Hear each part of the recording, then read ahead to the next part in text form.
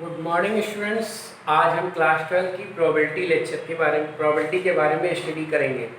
जैसे कि पहला लेक्चर में हमने बताया था कि कंडीशनल प्रोबेबिलिटी होती क्या है, ठीक है, और उससे आधारित क्वेश्चन कराए थे। फिर हमने बताया था उसकी प्रॉपर्टीज़, कंडीशनल प्रोबेबिलिटी की क्या क्या प्रॉपर्टीज़ होती हैं, और एक चीज़ और बताई थी हमने कि स्वतंत्र घटनाएँ क्या होती हैं, इंडिपेंडेंट इवेंट्स। ऐसी घटनाएँ ए और बी, अगर दो घटनाएं हों, वो स्वतंत्र कब कहलाती थी? जब P of A intersection B equal to P of A into P of B होता था। ठीक, ये चीज़ें हमने बताई थी और उस पर आधारित कुछ और भी पॉइंट्स हमने बताए थे। आज हम इन्हीं स्वतंत्र घटनाओं पे आधारित क्वेश्चनों को सॉल्व करेंगे, ठीक है, यानी सेकेंड एक्सरसाइज को सॉल्व करेंगे। ठीक है, तो देखते हैं। पहला क्वेश्चन है, एक सिक्का। पहले एक बार क्वेश्चन हम पढ़ते हैं, फिर उसको समझते हैं क्या कह रहा है, ठीक है, फिर हम उसको सोल्यूशन बताते हैं। एक बार क्वेश्चन को ध्यान से पढ़ना बहुत जरूरी होता है। क्वेश्चन में क्या कह रहा है, क्या करना है, ये पहले जानते हैं। एक सिक्का और एक पासा उछाला जाता है। एक सिक्का और एक पासा उछाला जाता है। मान ले ए घटना सिक्के पे चिट प्रकट होना। ए घटना एक है सिक्के पे चिट प्रकट होना, और बी घटना है संख्या पे 3 प्रकट होता है। ठीक है, एक घटना ए है, एक घटना बी है। ए में संख्या पे चिट हेड आता है और बी में पासे पे 3 आता है। ठीक, निरूपित करते हैं। निरीक्षण कीजिए कि घटना ए और बी स्वतंत्र है या नहीं। एक सिक्का और एक पासा उछाला जाता है, घटना ए दी है, घटना बी दी है, हमें बताना है कि घटना ए और बी स्वतंत्र है कि नहीं। तो सबसे पहले हम सैंपल स्पेस बनाते हैं। क्या क्या उछाला है हमने? एक सिक्का और एक पासा। तो जब सिक्का और पासा दोनों चीज उछालेंगे, ठीक है, तो देखो जब सिक्का उछालते हैं तो 2 रिजल्ट आते हैं, और पासा उछालते हैं 6 रिजल्ट आते हैं, और जब दोनों साथ में उछालेंगे तो 12 रिजल्ट आएंगे। ठीक है, तो क्या क्या रिजल्ट आएंगे? सिक्का और पासा दोनों उछलता है, सिक्का और पासा दोनों उछालते हैं। तो हो सकता है कि आपको हेड के साथ सारे नंबर मिले, या हो सकता है टेल के साथ पासे के कोई भी नंबर मिल जाए। ठीक है, तो इस तरह टोटल 12 इवेंट्स आ जाते हैं, 12 सैंपल पॉइंट्स आ जाते हैं। ठीक है, सैंपल स्पेस बन गया। घटना ए के बारे में बात करते हैं। घटना ए कहती है सिक्के पे हेड हो, ठीक है, सिक्के पे चिट प्रकट होता है। तो ऐसी कौन कौन सी घटनाएं हैं जिसमें सिक्के पे हेड आया है? सिक्के पे head H1, H2, H3, H4, H5, H6। पासे पे क्या आ रहा है? इससे नहीं मतलब है, हमें क्या मतलब है? सिक्के पे हेड आना चाहिए। ऐसे सारे केस जिसमें सिक्के पे हेड आ जाए। ठीक है, बी कौन सी घटना है? पासे पे संख्या 3 प्रकट होती है। पासे पर संख्या 3 प्रकट होती है। तो ऐसी कौन कौन सी घटनाएं हैं जिसमें पासे पे 3 आया है? H3 और T3। इन दोनों केस में पासे पे क्या आया है? 3।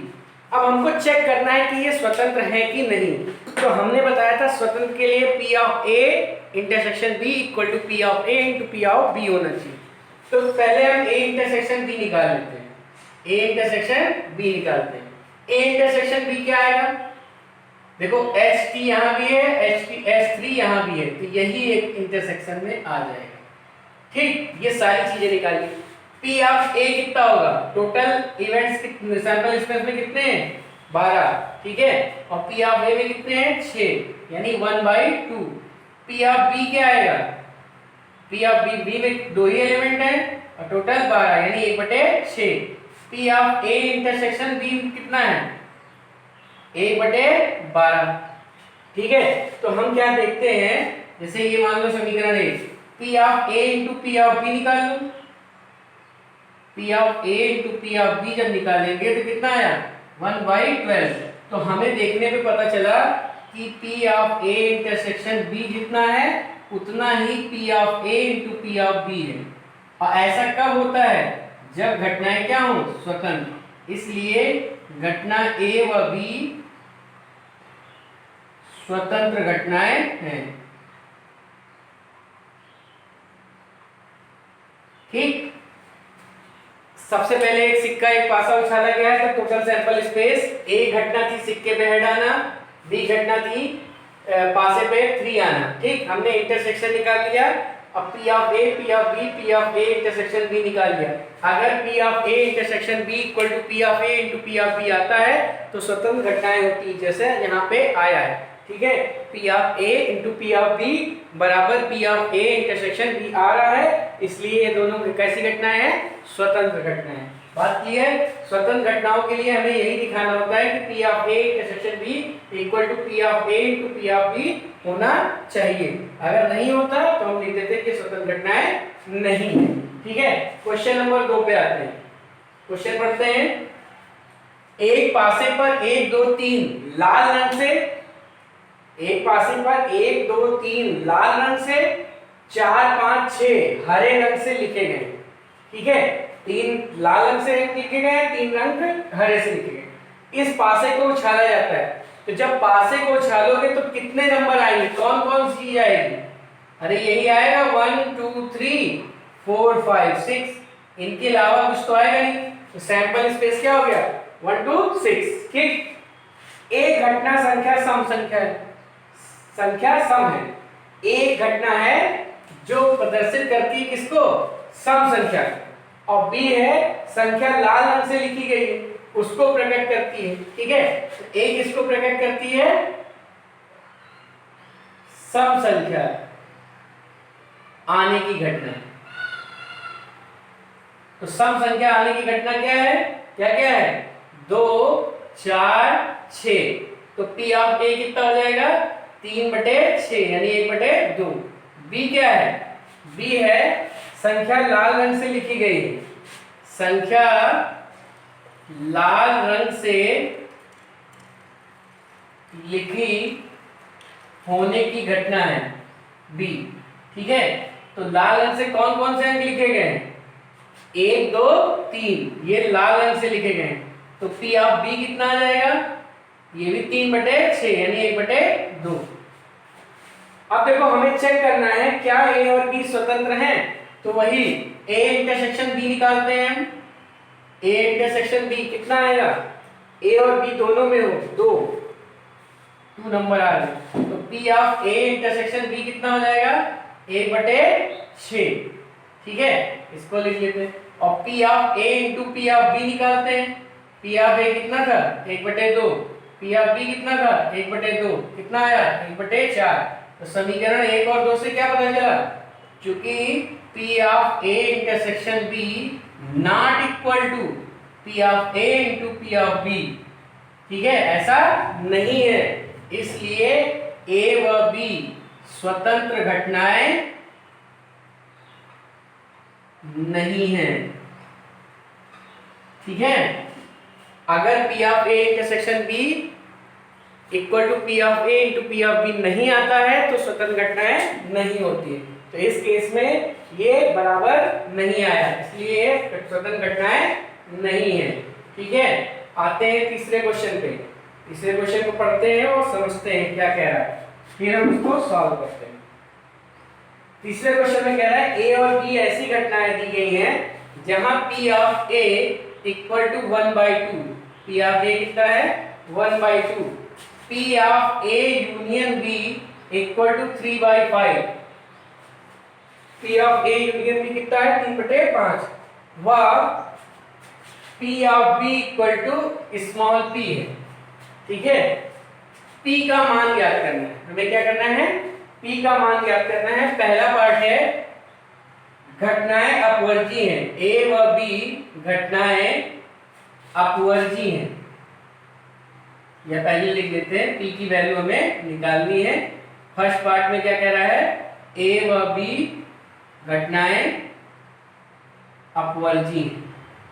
अपवर्ती का मतलब, अपवर्ती का मतलब एक घटना हो रही हो तो दूसरी घटना ना हो। जैसे हम पासा उछाले और कहें पासे पे सम संख्या आना A मान लिया, विषम संख्या आना B मान लिया, तो जब A घटना होगी तो B नहीं होगी और B होगी तो A नहीं होगी, यानी इन दोनों में कोई इंटरसेक्शन नहीं आता। अगर दो घटनाएं अपवर्ती होती हैं तो इसका मतलब उनका इंटरसेक्शन जो होता है वो क्या होता है?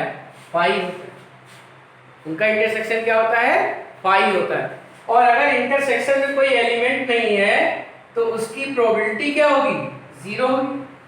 जब कोई अवयव ही नहीं है, क्या लिखते थे, टोटल इवेंट्स नीचे लिखते थे और फेवरेबल केस ऊपर लिखते थे। फेवरेबल कोई है ही नहीं तो 0/समथिंग कुछ भी आएगा, यानी कितना हो जाएगा, जीरो। यानी अगर अपवर्ती घटनाएं हैं तो उनका इंटरसेक्शन क्या होगा, फाई, यानी P of A intersection B equal to zero होगा। ठीक, अब हमने एक फार्मूला ये पढ़ा होगा, P of A union B equal to P of A plus P of B minus P of A intersection B। ये हम लोगों ने फर्स्ट ईयर की क्लास में पढ़ा होगा। P of A union B equal to P of A plus P of B minus P of A intersection B होता है। वैल्यू पुट कर देते हैं। इसकी वैल्यू कितनी है, 3/5। इसकी वैल्यू कितनी है, 1/2। इसकी वैल्यू कितनी है, P, और इसकी वैल्यू कितनी है, 0। तो P बराबर क्या आ जाएगा, 3/5 माइनस 1/2। एलसीएम कितना आ जाएगा, 10। ये 6 माइनस 5 यानी कितना आ गया, 1/10। अपवर्ती है तो P of A intersection B 0 हुआ। इस फार्मूले में हमने तीनों वैल्यू रख दी, P की वैल्यू निकल गई। ठीक, अब देखो दूसरा केस क्या कह रहा है। दूसरे केस में कह रहा है कि घटनाएं स्वतंत्र हैं तो P का मान बताओ। ठीक है, इसको आप लोग देख लीजिएगा। अब देखिए घटनाएं क्या है, स्वतंत्र हैं। तो स्वतंत्र होती है तो क्या होता है, B पार्ट, A व B घटनाएं स्वतंत्र हैं। तो स्वतंत्र होती हैं तो हमने बताया था स्वतंत्र होता है तो P of A intersection equal to P of A into P of B होता है। ठीक, होता है नहीं होता है। अब फार्मूला वही, क्योंकि P of A union B equal to P of A plus P of B minus P of A intersection B, ये पढ़ा है आप लोगों ने। ठीक है, P of A union B equal to P of A plus P of B minus P of A intersection B होता है। ठीक है, सबकी वैल्यू पुट कर दो। इसकी वैल्यू 3/5, इसकी वैल्यू 1/2, इसकी वैल्यू P, और इसकी वैल्यू देखो समीकरण 1 से ही देखिए क्या है, P of A into P of B। तो 3/5 minus 1/2 is equal to P, और इसकी वैल्यू दोनों की रख देते हैं। एक की वैल्यू है 1/2, एक की वैल्यू है P। तो यहां से कितना आया, 1/10, और यहां से कितना आया, P/2। तो P इक्वल टू 1/5। तो P की वैल्यू निकालनी थी कब, जब क्या हो, घटना परस्पर अपवर्ती हो तो P की वैल्यू क्या होगी, और स्वतंत्र हो तो P की वैल्यू क्या होगी। इन दोनों केस में हमने अलग अलग बता दिया। ठीक है, तो उसी से रिलेटेड ये सब क्वेश्चन थे। अब देखिए आगे कुछ क्वेश्चन और देखते हैं। जैसे चौथा क्वेश्चन है। ठीक है, अभी हमने 3 क्वेश्चन देखे, अब उसी के बाद हम चौथा क्वेश्चन देखते हैं। मान ले A और B स्वतंत्र घटनाएं हैं।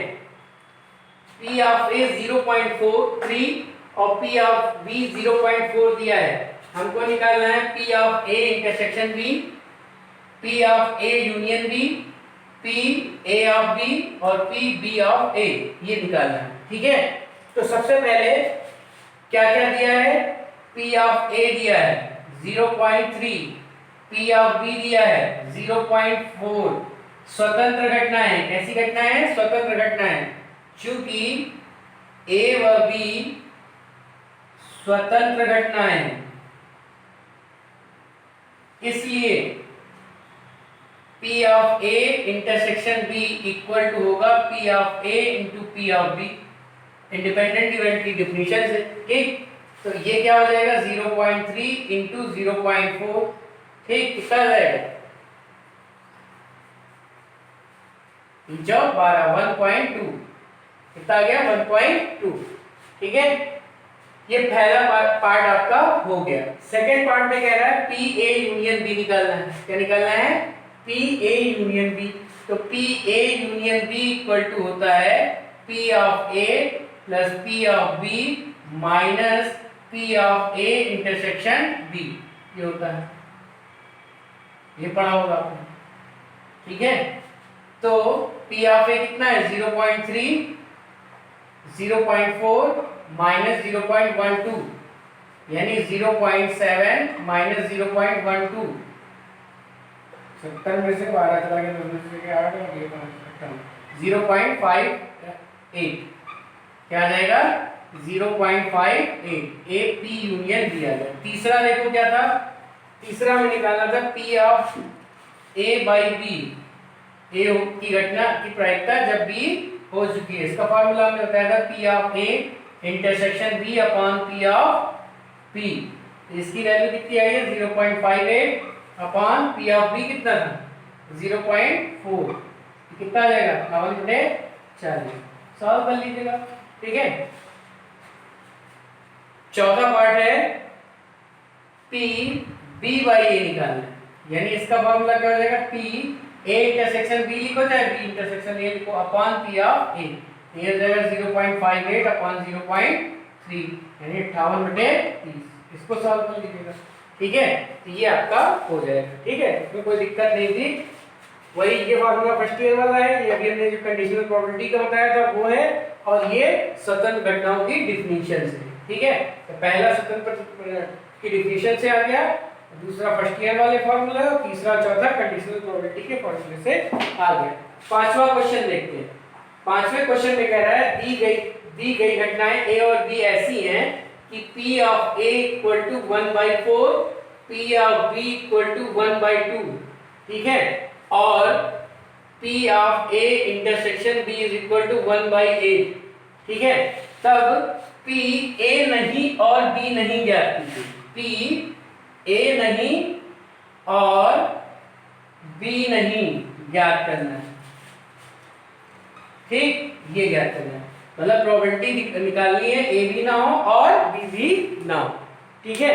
तो देखो P ऑफ A दिया है, P ऑफ B दिया है, P of A intersection B दिया है। तो देखो P of A into P of B कितना है, P of A into P of B देखते हैं तो क्या आया 1/8, तो किसके बराबर है P of A intersection B के। और ऐसा कब होता है P of A into P of B equal to P of A intersection B आ रहा है, ठीक है। इसलिए A व B स्वतंत्र घटनाएं, कैसी घटनाएं हैं स्वतंत्र घटनाएं। और कल ही हमने बताया था कि A और B स्वतंत्र घटनाएं हैं तो A नहीं और B नहीं भी स्वतंत्र घटनाएं होंगी, इसलिए A नहीं और B नहीं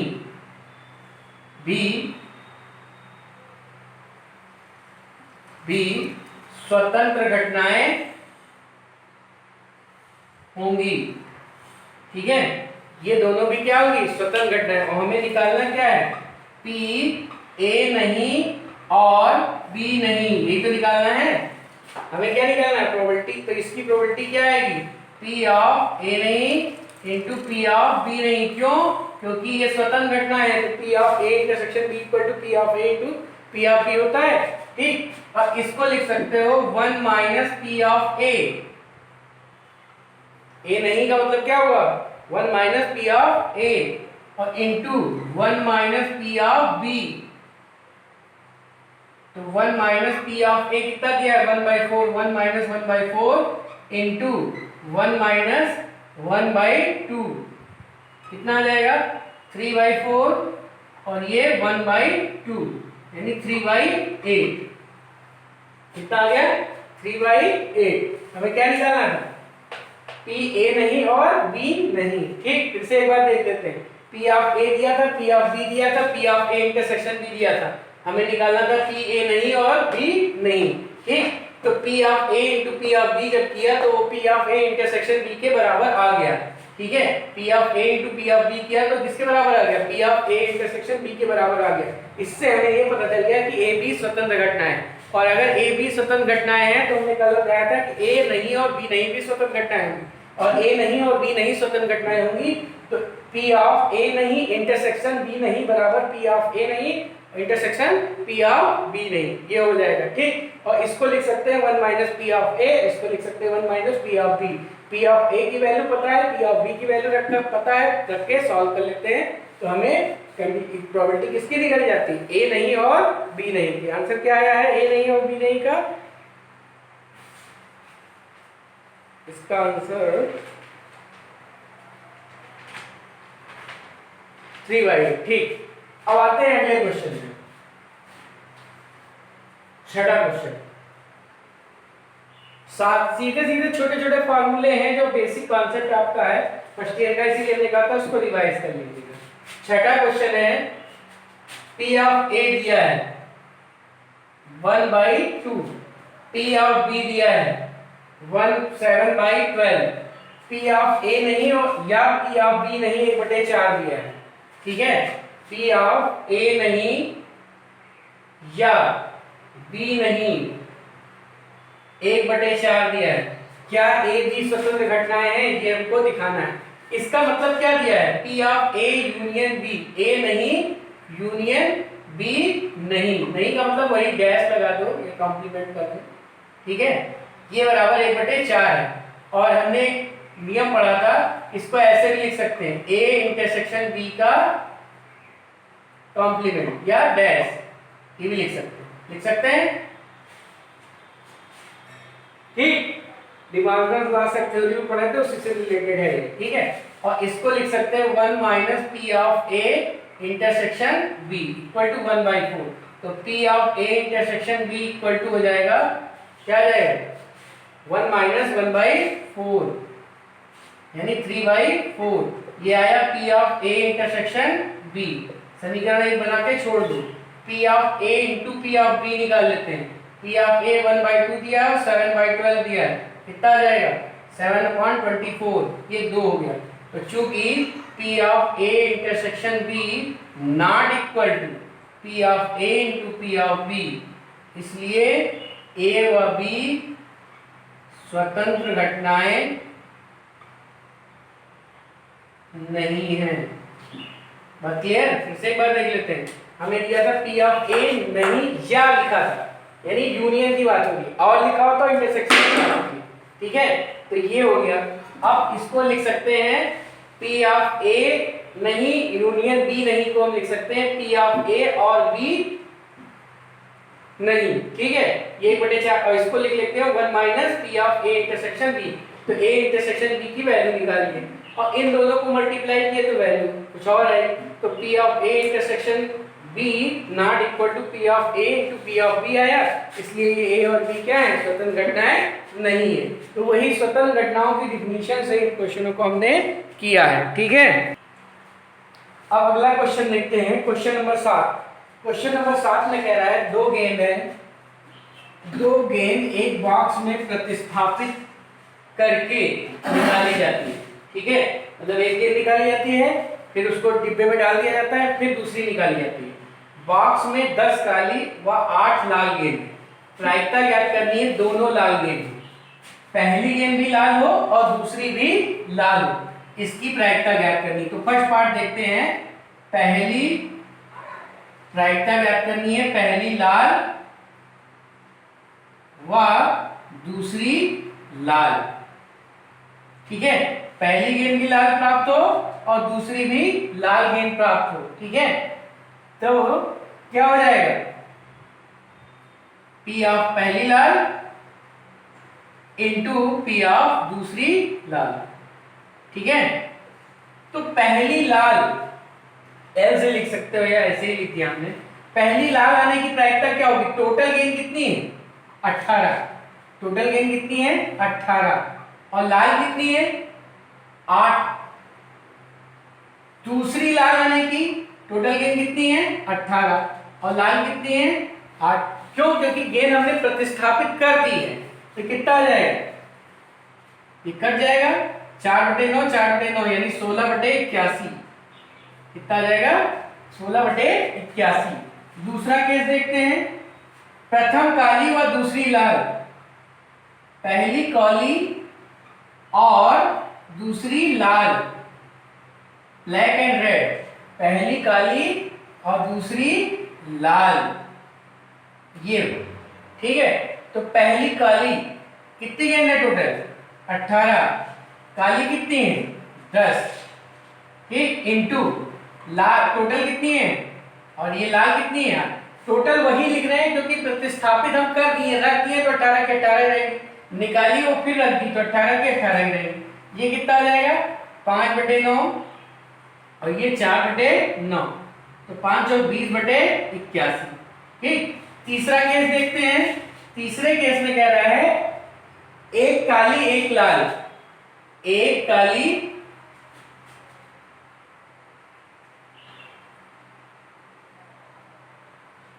एक लाल, ठीक है, एक काली और एक लाल हो, ठीक है, वह लगा है, ठीक। तो देखो एक काली और एक लाल, अब ये नहीं कह रहा है कि पहली बार ही काली निकली हो या दूसरी बार ही काली निकली हो, ठीक है। तो हम इसको ऐसे लिखेंगे, पहली काली व दूसरी लाल, या फिर पहली लाल व दूसरी काली, ऐसे भी हो सकता है। हमको एक काली एक लाल चाहिए, चाहे वो पहली बार निकली हो या दूसरी बार निकली हो। तो हो सकता है पहली बार काली निकली हो दूसरी लाल निकली हो, या हो सकता है पहली लाल निकली हो दूसरी काली निकली हो। तो इसका मतलब ये हुआ कि P ऑफ काली यानी B into P of R, लाल का मतलब R, इंटू इसलिए कर रहे हैं कि और लगा इंटरसेक्शन है, स्वतंत्र घटना है, यहाँ लाल और ये P ऑफ P काली, ठीक। काली कितनी टोटल गेन 18 ही है, ठीक है, काली 10 लाल और यहाँ पे भी 18 है, ये 8 है और ये 10 है, टोटल 18 है, ठीक है। अभी हमने इसको सॉल्व किया था, कितना आया था 20/81, कितना आया था 20/81, और ये भी आ जाएगा 20/81 यानी 40/81, ठीक है। तो क्या करना था, एक गेंद दो गेंद एक बॉक्स में प्रतिस्थापित करके निकाली जाती है। बॉक्स में 10 काली लाल गेंद और 8 लाल गेंद है, दोनों गेंद लाल हो, पहली बार निकाला लाल आए, दूसरी बार निकाला लाल आए, तो पहली लाल और दूसरी लाल यानी पहला और लगा यानी इंटरसेक्शन यानी P ऑफ फर्स्ट में into P of B, P of A into P of B वाला ही कॉन्सेप्ट लगेगा इसमें, ठीक है। तो स्वतंत्र घटना है दोनों, P ऑफ पहली लाल दूसरी लाल, और लाल आने की प्रायिकता अब प्रतिस्थापित कर लिए, इसलिए गेंदों की संख्या में कोई इफेक्ट नहीं आएगा जब दोबारा निकालेंगे, ठीक है। लेकिन वहां कह रहा था एक लाल एक काली, अब पहली बार लाल निकली हो या दूसरी बार लाल निकली हो इससे मतलब नहीं है, एक लाल हो और एक काली हो, ठीक है। इस तरह इस क्वेश्चन को करना है, बात समझ में आई। अब नेक्स्ट क्वेश्चन देखते हैं। एक विशेष समस्या को A व B द्वारा स्वतंत्र रूप से हल करने की प्रायिकता क्रमशः 1/2 और 1/3 है। यदि दोनों स्वतंत्र रूप से समस्या हल करने का प्रयास करते हैं तो प्रायिकता ज्ञात करनी है, समस्या हल हो जाए, पहले इसकी निकालनी है, उनमें से तथ्य कोई एक समस्या हल कर लेता है, ठीक है। समस्या हल हो जाए, ठीक, A और B दो लोग हैं, दोनों को हमने दे दिया सवाल, हमने कहा करो, ठीक है। समस्या हल हो जाए, हो सकता है A करे B ना करे, हो सकता है B करे A ना करे, हो सकता है A B करे, दोनों कर ले। जैसे हमने कहा, हमने कोई छोटा सा मल्टीप्लाई दे दिया, बताओ, तो क्लास में कोई भी बच्चा बता सकता है, A भी बता सकता है B भी बता सकता है। हमको सोल्यूशन चाहिए, हमको क्या चाहिए, सोल्यूशन चाहिए, चाहे ये बताए चाहे ये बताए, ठीक, चाहे दोनों बता दे, ठीक। 4 केस होंगे, या तो A बताए या तो B बताए या तो दोनों बताएं या तो दोनों ना बताएं। तो समस्या कब हल हो रही है, इन 3 केस में। A बताता है तो भी हमारी समस्या हल हो गई, B बताता है तो भी हल होगी, A भी बताता है तो भी हल होगी। अगर A और B दोनों ना बताएं तो हल नहीं होगी, ठीक है। तो समस्या हल हो जाए इसकी प्रायिकता निकालनी है हमें, समस्या हल हो जाए की प्रायिकता ये निकालनी है, ठीक है। E1 मान लेते हैं A द्वारा हल होती है, A द्वारा हल होने की घटना, और E2 मान लेते हैं B द्वारा हल होने की घटना, ठीक है। समस्या हल हो जाए, समस्या हल हो जाए तो इसको हम ऐसे भी लिख सकते हैं 1 माइनस समस्या P ऑफ समस्या हल ना हो, ठीक, समस्या हल ना हो, 1 माइनस समस्या हल होने का मतलब क्या हुआ, चाहे A द्वारा चाहे B द्वारा, चाहे अब समस्या हल ना हो, ना A द्वारा ना B द्वारा, यानी समस्या हल ना हो यानी P ना A द्वारा और ना B द्वारा, ये तो मतलब हुआ। ना ए और ना बी, ये दोनों समस्या को क्या करते हैं, हल नहीं कर पाते हैं। ठीक है, तो ये क्या है, स्वतंत्र घटना है। ये क्या हो जाएगा, 1 माइनस पी ऑफ ए नहीं इंटू पी ऑफ बी नहीं, और इसको लिख सकते हैं 1 माइनस पी ऑफ ए, और इसको लिख सकते हैं 1 माइनस पी ऑफ बी। ठीक है, अब देखो पी ऑफ ए की वैल्यू पता है कितनी है, 1/2, और ये कितनी है 1/3, यानी 1 माइनस ये कितना आ जाएगा 1/2, और ये कितना आ जाएगा 2/3, कितना आ गया 2 कट गया, 1 माइनस 1/3 यानी 2/3। ठीक है, तो समस्या हल हो जाने की प्रायिकता क्या होगी, या तो 3 केस लेके कर रहे या 1 माइनस, देखो चारों केस की प्रायिकताओं को जोड़े, जैसे ए हल कर देता, बी हल कर देता, ए बी हल कर देता, और या दोनों नहीं हल कर पाते, ये चारों चीजें, चारों की प्रायिकताओं को जोड़ेंगे तो क्या आएगा 1 आएगा। तो ए हल कर देता, बी हल कर देता, ए बी हल कर देता, ये समस्या हो गई। तो 1 माइनस अगर समस्या ना हल हो, यानी ए बी दोनों ना हल कर पाए, ये निकाल दें तो हमें क्या मिलेगा, समस्या हल हो जाना मिल जाएगा, 1 माइनस कर देंगे। तो 1 माइनस समस्या ना हल हो, समस्या हल ना हो कब होगी, जब ए भी ना करे और बी भी ना करे। तो ए ने भी नहीं किया और बी ने भी नहीं किया, स्वतंत्र घटना है, अलग अलग कर सकते हैं, P of A intersection P of B बराबर P of A intersection into P of B होता है, उसी से कर दिया। ए नहीं मतलब 1 माइनस ए, और बी नहीं यानी 1 minus P of B, solve कर लिया, आंसर आ गया। ठीक, अब देखो दूसरे में क्या कह रहा था, दूसरे पार्ट में कह रहा है उनमें से कोई एक हल कर दे। ठीक है, अब ए हल करे या बी हल करे। ठीक है, तो देखो सेकेंड पार्ट में तो जो प्रायिकता होगी वो क्या होगी, ए हल करता है और बी नहीं करता है, यही तो होगी, या ए नहीं करता है बी करता है।